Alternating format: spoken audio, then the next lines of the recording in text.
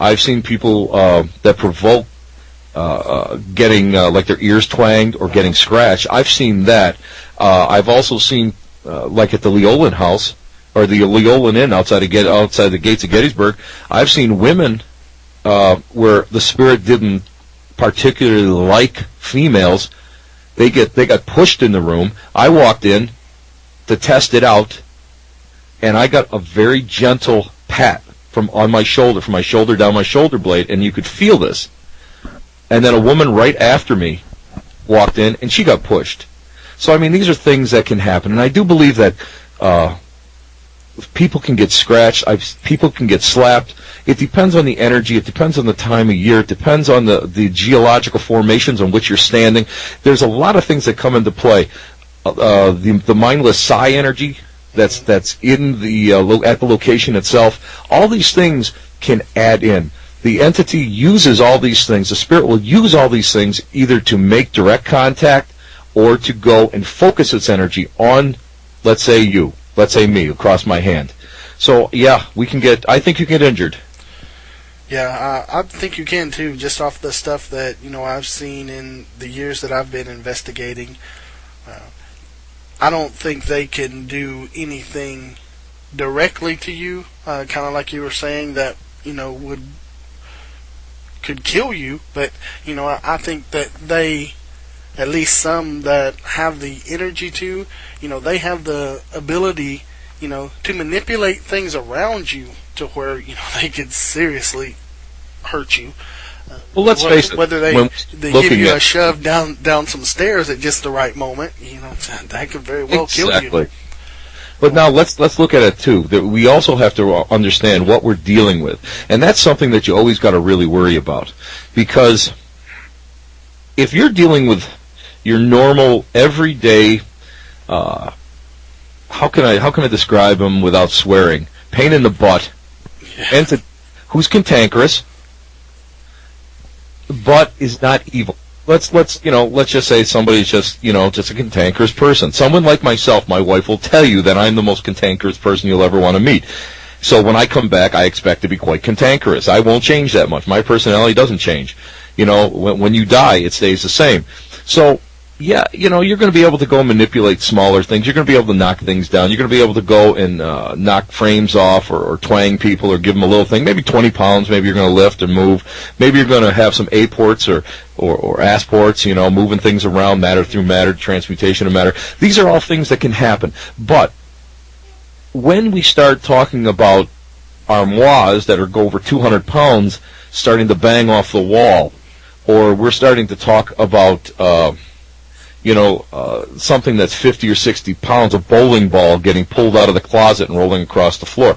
These are things that we may be dealing with something that's a little bit more. Yes, it could be that all the atmospheric conditions and the stars are in perfect alignment, and again, you're in the right geological formation, and you've got residual energy or whatever kind of energy that's left over, psi energy that's out there.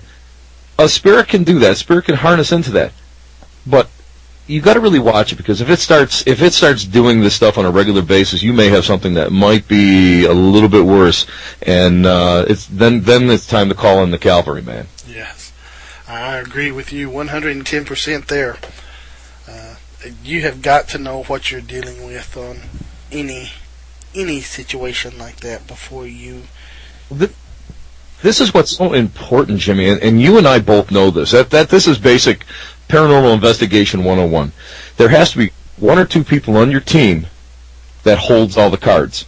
You've got to have researchers before you let any of your investigators go into any location at any time. I don't care if it's Aunt Susie or the crazy lady down the street. We got to know, somebody on that team has got to be responsible for the safety, spiritually and physically, of the people that are going to go into any location. So somebody's got to be able to go and do the question, do a heavy-duty questionnaire. Somebody's got to be out there to do a title search. Somebody's got to be out there to do the random interviews with neighbors. These are all things that are very, very important because before anybody walks through the door, because we don't want anybody to get hurt. We don't want people taking stuff home with them. This is not a joke. People take this on as a thrill ride, you know? Yeah. This is not what it is. This is not a joke, people. You've got to go and you know that stuff. When you have a good team and you have somebody who is actually going through those motions of doing that research, I have the confidence that when I walk through the door, I'm not going to go and I'm not going to get surprised. Yes. You know, there's always a surprise, of course. I mean, 9 out of 10 times it's a crazy lady over there, you know. But, you know, I'm afraid, well, there's 2 reasons. Understand that you don't want to get hurt, but second of all, most of us here all work jobs. We all work very, very, very hard to keep our families afloat. You know, this is a tough economy. We're all really working, you know, and you know, I myself work a lot of overtime in the winter. I don't want to waste anybody's time. I don't want to waste, that's 3 hours. Every hour that I spend in a location, that's 2 more hours that I have to go and review all my evidence. So, you know, now we're talking a lot of time that we're going to miss. So we got to make sure that what we do is bona fide, it's needed, and it's safe. Hey, Tim, got a question here from the chat room real quick. This is from Melissa. Hi, Melissa. She wanted me to ask you if you can tell her if the female spirit that is around her while she's trying to sleep is a spirit guide, a relative, or someone that has followed me home from an investigation. They're definitely not. I'm going to tell you right now, Missy, that it's definitely not anything that has followed you home for an investigation, regardless of what you think at this time. What's going on is I'm getting a lady that is... I'm getting a lady about 5'6" to 5'8". She's got dark hair. I feel that what I'm feeling is that I'm feeling that she did not pass quickly. I'm feeling that this is something that this is an ailment, that the death certificate may have gone and the death certificate may have written, the cause of death may have been a coronary or heart trouble, but the problem is there was more to it than that. I do believe that was the end of the line for her, but I do believe that it was something that started lower, probably just above the ovaries. It could. I'm feeling in lower intestine going upwards. So I do believe that this is not a spirit guide. I do believe that this is a relative, and I feel that this is, and if I was to look at your family tree, and on your father's side it goes straight up, and it's mother, grandmother, that type of thing. I'm feeling that it goes up one, and then it goes to the left one. So that would be as a grandmother or an aunt, like a sister of the grandmother, something of that, or as a grandmother. This is an energy that is a grandmotherly energy. This is a lot of love. The other thing that I want to tell Missy, and the reason why I can read this right now is because I've heard Missy's voice before, so I'm able to go and I'm just kind of tapping into that, into her voice vibration from what I remember before. And what I can say is that she's not only just sending love, but I'm saying she's laughing, and what she's doing is she's tapping like a long wooden handle something, spoon or something, and what she's saying is, "You're too much like me, girl." That's the way she's saying it. You're too much like me. So it's not a bad thing, but be good. Don't be mischievous, okay? So I'll leave you, Missy, with that, with God's blessings. All right, I've got more questions pointing for you, Tim.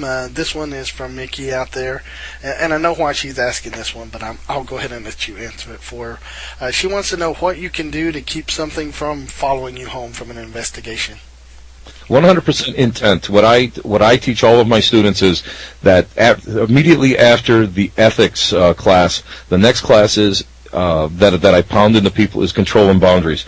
Boundaries are the way a medium or a psychic works. They do it in a certain way. My boundaries are that I work outside of my home, outside of meditation, prayer, and writing in my own home, but I don't I don't really do a lot of readings out of my home. But control is, you have to be in absolute control. You have to remember one thing, that in order for a spirit to latch onto you, you've got to allow it. And that's the way I feel. And if a friend of mine that I interviewed recently on my show, Bishop James Lagona, he's an exorcist. And we've had these conversations, we've had some pretty in-depth conversations on this subject. And just as in an infestation leading into oppression, you've got to be able to go and allow this entity, or you've got to kind of just like open a door to something, and just allow it to be there. You can notice it. It can